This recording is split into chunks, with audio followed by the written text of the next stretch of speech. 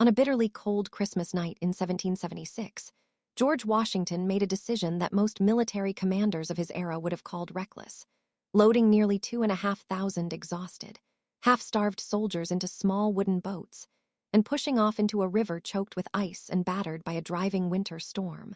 Also, he could strike a garrison of professional German soldiers who had no idea an attack was coming. And by the time the sun rose over Trenton, New Jersey,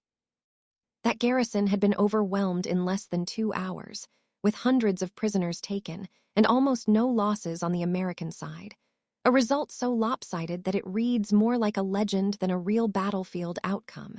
Yet this was not a desperate gamble pulled off by luck. It was the first visible proof of a strategy so patient, so deceptive, and so completely different from how wars were supposed to be fought that the most powerful military in the world spent years trying to understand it, and never fully did, until it was already too late to matter. And to understand how a struggling colonial army built almost entirely out of farmers, tradesmen, and teenagers eventually forced the British Empire to surrender. You have to go back to the moment when Washington was handed a command that looked less like an honor and more like a slow-motion disaster in progress.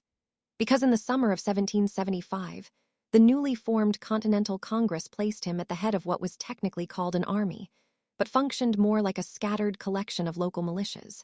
each with different levels of training, different equipment, and no dependable source of money to keep them fed, clothed, or armed. And while Washington did carry some command experience from years earlier during the French and Indian War, nothing in that background had prepared him for the scale of what Britain was about to bring against him. Because Britain possessed the largest and most experienced navy on the planet, backed by seasoned professional soldiers who had trained for this kind of warfare since childhood, supported by officers educated in some of the finest military academies in Europe, and financially capable of hearing tens of thousands of German mercenary troops on top of their own regular forces, while Washington was left trying to build an army from citizens who had never fired a weapon at another human being, many of whom had signed on for enlistments as short as 90 days, meaning that at any given moment, a large portion of his fighting force could simply pack up and walk home regardless of what was happening on the battlefield. And if you try to imagine running a war where your entire army can legally dissolve every few months and needs to be rebuilt from nothing each time,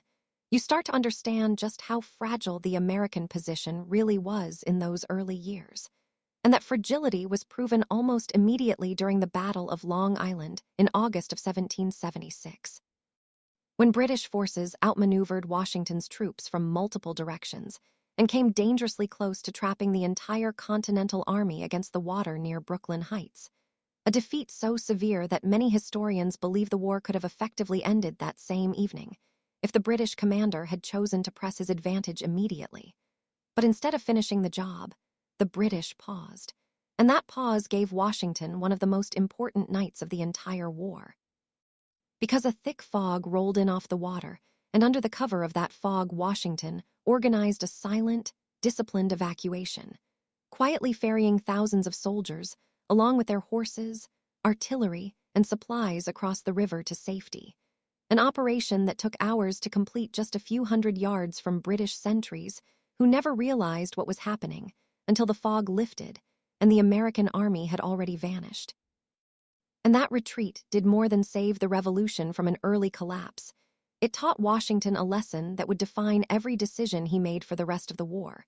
which was that he could not defeat the British in a traditional, head-on battle, not with these numbers, not with this level of training, not with this level of supply.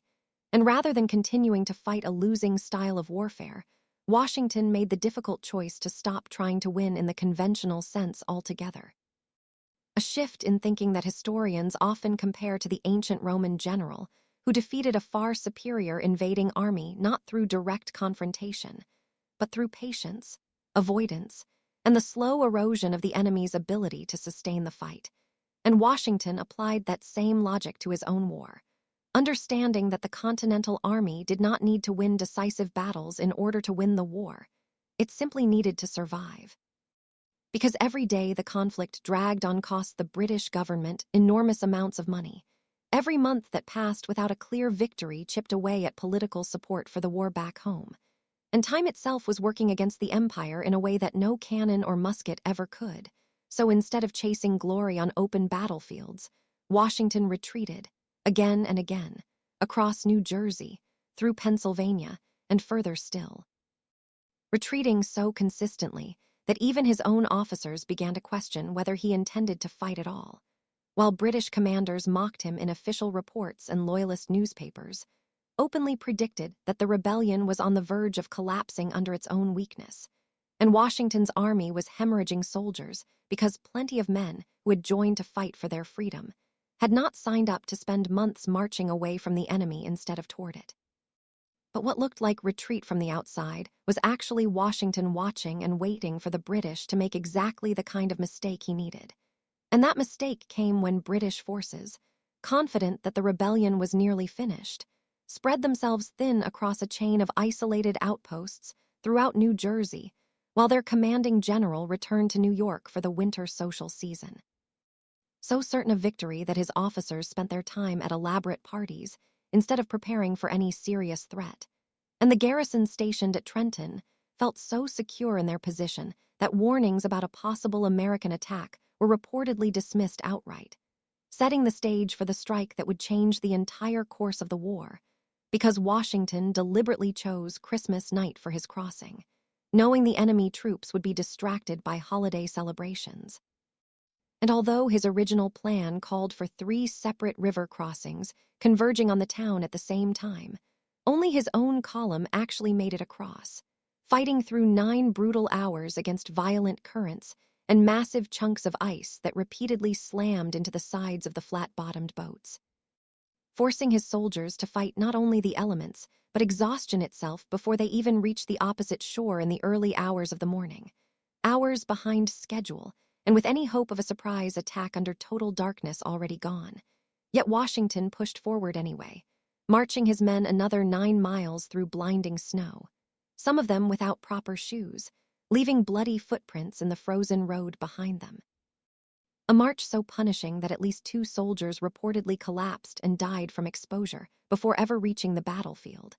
And when the exhausted, frozen Continental soldiers finally arrived on the outskirts of the town shortly after 8 in the morning, the enemy garrison was caught completely off guard,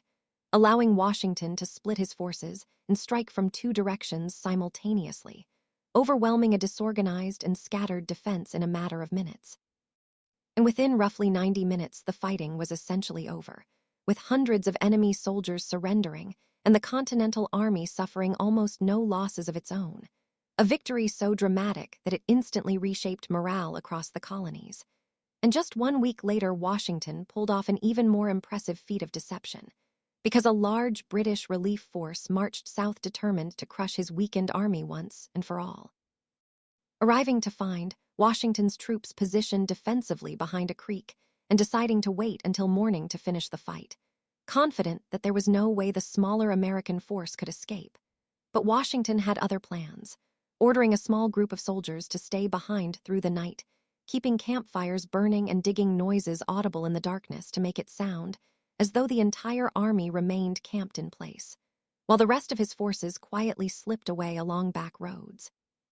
muffling the wheels of their cannons with cloth to avoid detection. And by the time the sun rose the following morning, the British attacked an empty camp, completely unaware that Washington had already marched his army north overnight and struck another British position with the same speed and precision that had defined the attack on Trenton. A sequence of victories that reinvigorated the struggling revolution and reminded both sides that Washington was capable of far more than slow, cautious retreat. And yet, even with morale restored, Washington understood that these wins had not changed the underlying reality of the war. The British remained stronger, better supplied, and still in control of every major port along the coastline. So he returned once again to his patient strategy of avoiding unnecessary confrontation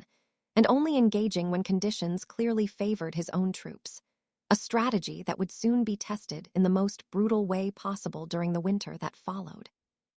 When Washington's army made camp for months in freezing conditions with soldiers packed tightly into small hand-built shelters, surviving on minimal rations and suffering from disease, exposure, and malnutrition on a scale that claimed the lives of roughly 2,000 men, not from enemy fire, but from the sheer brutality of the conditions themselves. A period so devastating that it has become one of the defining symbols of sacrifice in the entire war. Yet it was also during this desperate winter that something unexpected transformed the Continental Army from the inside out. Because a European military officer with extensive training in professional battlefield discipline arrived at camp and began drilling the ragged, demoralized troops in proper formation, coordinated maneuvers, and standardized tactics, working tirelessly despite a significant language barrier to personally demonstrate every movement. Standing shoulder to shoulder with enlisted men in the mud and snow. And by the time spring arrived, the army that marched out of that winter camp bore little resemblance to the exhausted group that had staggered in months earlier, having been reshaped into a disciplined fighting force that combined European-level training with the deep personal motivation of men defending their own homeland. And while this transformation was taking place on the battlefield, an entirely different kind of warfare was unfolding in the shadows, because Washington understood the value of intelligence and ran one of the most effective information networks of the era, using ordinary civilians with no formal training in espionage, operating quietly behind enemy lines in occupied territory, communicating through coded language, hidden messages, and carefully arranged signals that allowed sensitive information to move safely between operatives without ever attracting suspicion. And one of the most valuable sources within this network was a merchant who gathered intelligence simply by listening closely to conversations among enemy officers who had no idea their casual remarks were being carefully remembered and passed along through a careful chain of couriers. But Washington did not stop at simply collecting information. He actively used deception as a weapon, arranging for fabricated documents describing troop movements and reinforcements that did not exist to fall into enemy hands through channels he knew would be intercepted, creating the illusion of military strength and activity that had no basis in reality, and forcing his opponents to waste valuable time and resources chasing threats that existed only on paper. This mastery of deception reached its absolute peak in the final major campaign of the war, when a British army of several thousand troops moved into position at a small port town in Virginia, fortifying their location while waiting for reinforcements and resupply by sea. And Washington recognized that this represented an opportunity that might never come again. But the challenge was distance, because his own forces were positioned hundreds of miles away, and if he attempted to march south in the open, the British command in New York would almost certainly notice the movement and either rush reinforcements to defend the vulnerable position or launch an attack against Washington's weakened northern defenses. So instead, Washington orchestrated what may be the most elaborate and successful deception of the entire conflict, constructing an enormous fake encampment, complete with large-scale bakery ovens designed to look as though they were preparing to feed thousands of troops, building visible boats along the shoreline as though preparing for an amphibious assault,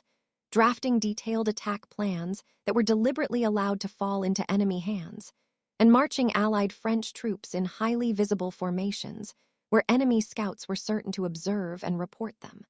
all of which convinced the British command that a major assault on their stronghold was imminent,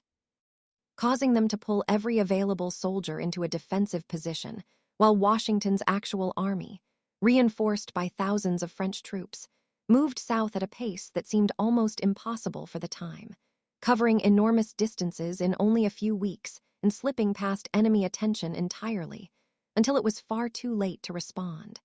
And by the time the deception was finally uncovered, the trap in Virginia had already closed. With a powerful French naval fleet sailing in to block any possibility of rescue by sea, engaging and driving off a British relief fleet in a decisive naval battle that sealed the fate of the trapped garrison, leaving them completely cut off from reinforcement or escape by land or by water. And what followed was a methodical, relentless siege lasting several weeks. The combined force of American and French troops surrounding the fortified position and subjecting it to continuous artillery bombardment day and night, steadily destroying defensive structures that had taken considerable time and effort to construct, while engineers directed the construction of advancing trench lines that brought Allied guns closer and closer with each passing day. And inside the besieged position, conditions deteriorated rapidly, with dwindling food and ammunition, spreading disease, and increasing desertion as soldiers slipped away under cover of darkness rather than continue enduring the bombardment. And in one of the most decisive moments of the siege, Allied forces launched a coordinated night assault against two heavily fortified positions, with French troops fighting through sharpened defensive barriers to capture one position, while a young American colonel led his own men in a similarly daring assault against the second. Both attacks carried out with unloaded weapons to preserve stealth and speed, relying entirely on discipline and precision to overwhelm the defenders in a matter of minutes. And this successful assault allowed the Allied forces to bring their artillery even closer, placing the remaining defenders under devastating close-range bombardment, prompting a final desperate attempt at evacuation across the water under cover of night. An attempt that was ultimately scattered and defeated by a sudden violent storm that swept across the river and destroyed any remaining hope of escape. And just days later, a lone drummer appeared atop the battered fortifications, signaling a request to negotiate. And shortly afterward, thousands of British soldiers marched out of their ruined positions and formally laid down their weapons in one of the most consequential surrenders in military history. A moment so significant that when news of it finally reached political leadership back in Britain, it was reportedly met with the grim acknowledgement that the war itself was effectively over. And it truly was, because the stunning collapse of what had once seemed like an unbeatable military campaign was the direct result of a strategic philosophy that Washington had committed to from the very earliest days of his command. A philosophy built not around winning individual battles, but around outlasting an opponent through patience, misdirection, and the steady accumulation of costs that eventually became politically and financially unsustainable. And it is worth remembering that Washington actually lost more battles than he won throughout the war, losing major cities, losing key strategic positions, and repeatedly retreating in the face of superior forces. Yet none of that mattered in the end, because he never allowed the war to be decided on those terms, understanding instead that survival, endurance, and the relentless psychological and financial pressure placed on his opponent were the true keys to victory. And by combining calculated retreats with sudden, decisive strikes, transforming a demoralized winter encampment into a professional fighting force, building an intelligence network out of ordinary citizens, and orchestrating one of the most effective deceptions in military history to set up a final decisive victory, Washington proved that unconventional thinking, patience, and adaptability could overcome even the most powerful and well-resourced military force in the world, turning what began as a desperate, underfunded rebellion into a defining moment in history, where an empire that had never lost a colonial war of this scale was ultimately forced to accept defeat at the hands of an army it had once dismissed as no real threat at all.